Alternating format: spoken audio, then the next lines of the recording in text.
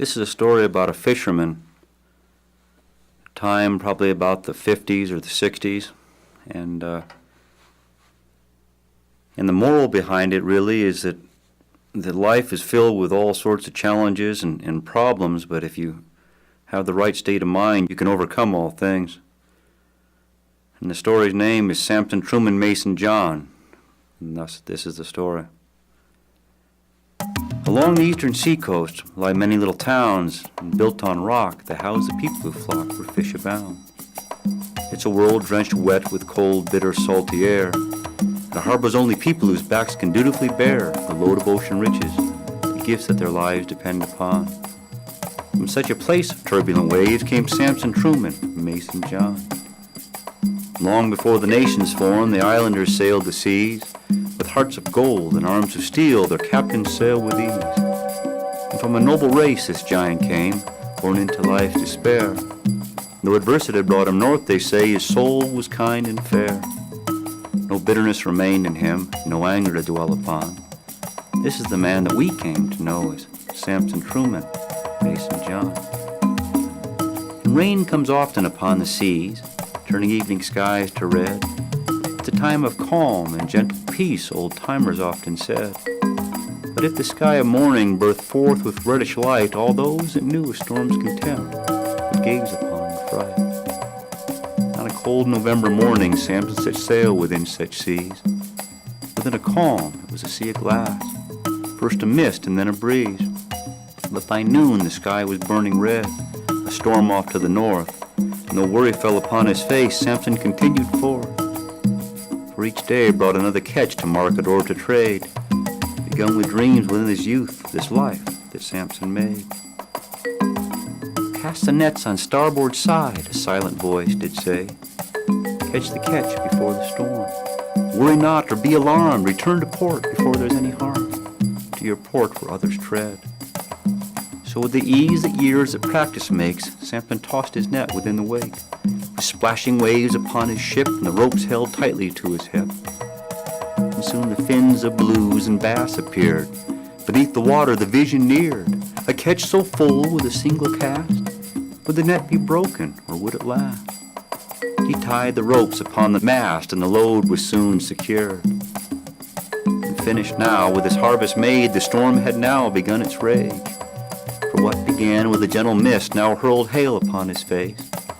Like molten iron the winds embraced, for the aged ship with ice was laced. And Samson's eyes were nearly closed, and simple memory would now unfold the path to land that his instincts told. And from the distance he saw the lights, his fear now gone with land in sight. Though weathered from the countless storms, the town seemed peaceful, the houses warm. Another day had come and passed as he loosened the ropes upon the mast. The sail now bound and the ship secured, he viewed a sight which renewed his fear.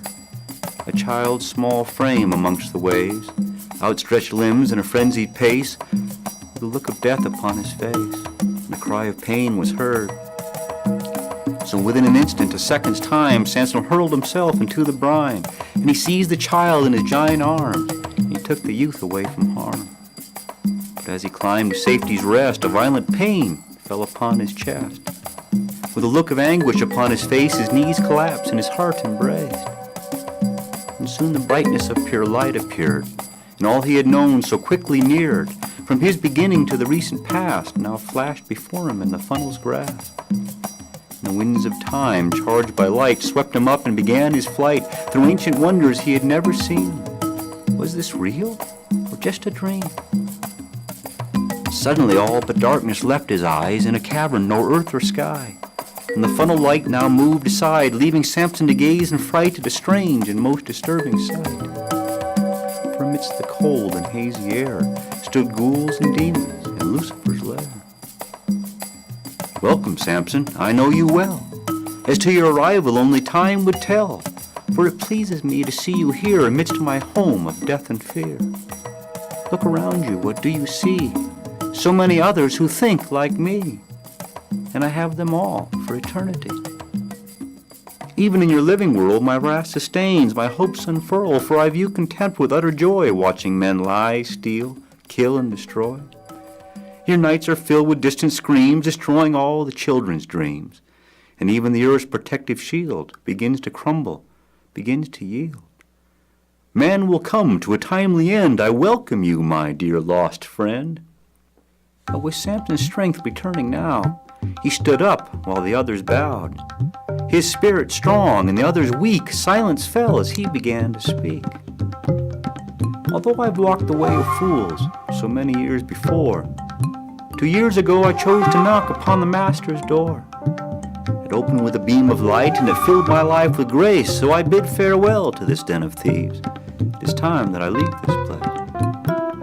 And suddenly air masses swirled and the funnels they weaved and swept across the pillars, shrines, and beads that Satan's henchmen kept. And all demons' eyes were saddened and their hearts filled with remorse. For Samson, like many others, had walked a different course. With the strength to move 10 mountains, Samson jumped into the light. The judgment made, his strength redeemed, Satan lost the fight. Within a moment, or was it years, Samson could not tell, the light burst forth up through the rock, sealing Satan's hell. Samson opened his eyes complete, and he watched the funnel of light lift away towards heaven. And as he lay there still, he heard the sounds of Mother Earth. It had been God's will that life not be filled with bitterness, hate, and shame, without a chance to walk in love again. And Samson's sight had now returned, and the pain was gone, and his spirit yearned for a chance to live a life complete.